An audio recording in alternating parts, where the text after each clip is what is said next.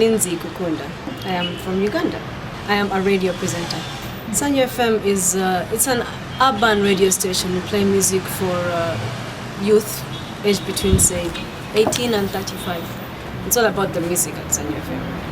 And those are the sounds of Melba Moore and Freddie Jackson. The song is titled A Little Bit More, brings you to 40 minutes past 1 p.m. here on your 7-star radio station, 88.2 Sanyo FM. How are you doing? Uganda is a very, very religious society, and it's very interesting how, as long as you have a religion, it's all good. Muslims will work side by side with, Christians. Christians have different denominations. There's Catholics, there's Anglicans. Uganda is a pot for religion. You have all these different Indian sects. So I was a journalist for about 3 years with a magazine called the Kampala Dispatch. So one day my boss comes up to me and he's like, hey, here there are these atheists who meet once a week or once a month. I'd like you to go there for 1 or 2 meetings and write a story about them. So I went with a friend of mine called Stella. She was working with me as well back then. And we liked it. And we kept coming back, and I kept coming back. I wrote the story. The story was a big hit. The more time I spent with this group, Free Thought, the more I realized how illogical were some of the things that I had been brought up to believe. So it was basically about being logical. I felt no pain. It was easy. And 1 year later, I was an atheist. Free Thought itself is not just an organization. It becomes a family after a while. For a year and a half now, every Saturday, I'm with my Free Thought people.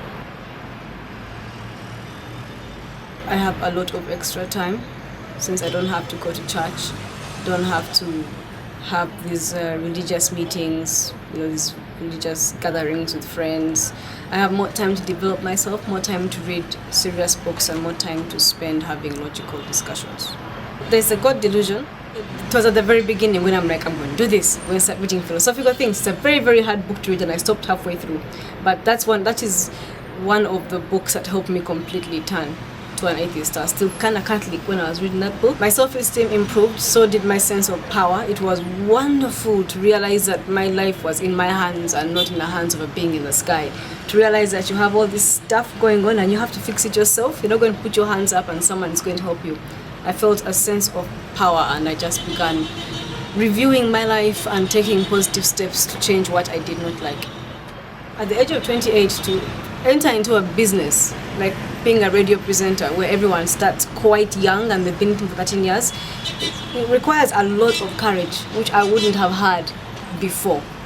When I was religious, I'd have stuck to standards and societal norms and been like, I've already been established in journalism, I can't switch careers, let me stay here. You cannot reconvert an atheist. You can't even begin to have that conversation. I don't find society very hostile to people who are not religious. They just naturally assume that you're going to get what you deserve, which is hell, and they leave you to it. The morals we have because of religious beliefs are kind of breaking down. People are becoming more practical, and I think that in about 20 to 30 years we'll have a lot more skeptics in Uganda.